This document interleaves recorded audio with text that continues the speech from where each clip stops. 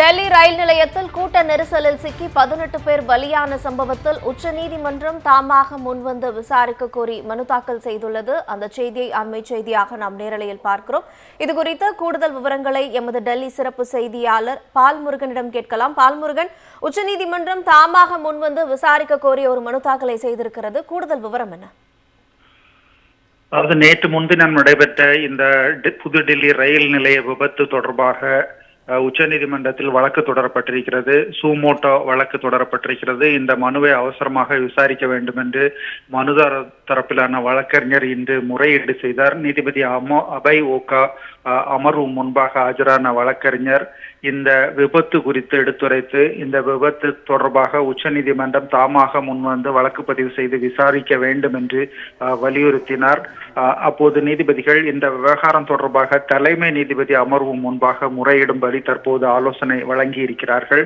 ஆகவே தலைமை நீதிபதி அமர்வில் வழக்கறிஞர் முறையீடு செய்ய இருக்கிறார்.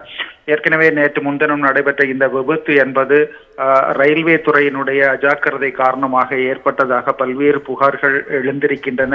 குறிப்பாக கூட்டம் அலைபோதக்கூடிய சனி ஞாயிறு தினங்களில் போதிய வசதிகள் பாதுகாப்பு ஏற்பாடு செய்யவில்லை. சிறப்பு ரயில்கள் இயக்கப்பட்டும் அதற்கு உரிய வசதிகள் கட்டமைப்பு வசதிகள் செய்து தரப்படவில்லை என்கிற புகார் எழுந்திருக்கிறது. இதன் காரணமாகவே இந்த விபத்துகள் நடந்திருப்பதாக புகார்கள் பயணிகள் தரப்பிலிருந்து தெரிவிக்கப்பட்டிருக்கிறது. இந்த சூழ்நிலையில்தான் உச்சநீதிமன்றம் தாமாக முன்வந்து வழக்கு பதிவு செய்ய வேண்டும் என்று தற்போது மனு தாக்கல் செய்யப்பட்டிருக்கிறது. கிரிஜா, பால்முருகன், தொடர்ந்து நடைமேடைகளை மாற்றி ரயில் நின்றதாகவும் 2 ரயில்கள் தாமதமாக வந்ததால் இந்த கூட்ட நெரிசல் இன்னும் அதிகமானது என்றும் கூட தகவல்கள் வந்தன. அது பற்றி அதாவது இந்த விபத்து குறித்து விசாரிப்பதற்கு தற்போது ரயில்வே துறை 2 அதிகாரிகளை நியமிக்கிறது. இந்த 2 அதிகாரிகள் குழுதான் தற்போது முதல் கட்ட அறிக்கையை ஒன்றை வழங்கி இருப்பதாக தெரிகிறது. அதன்படி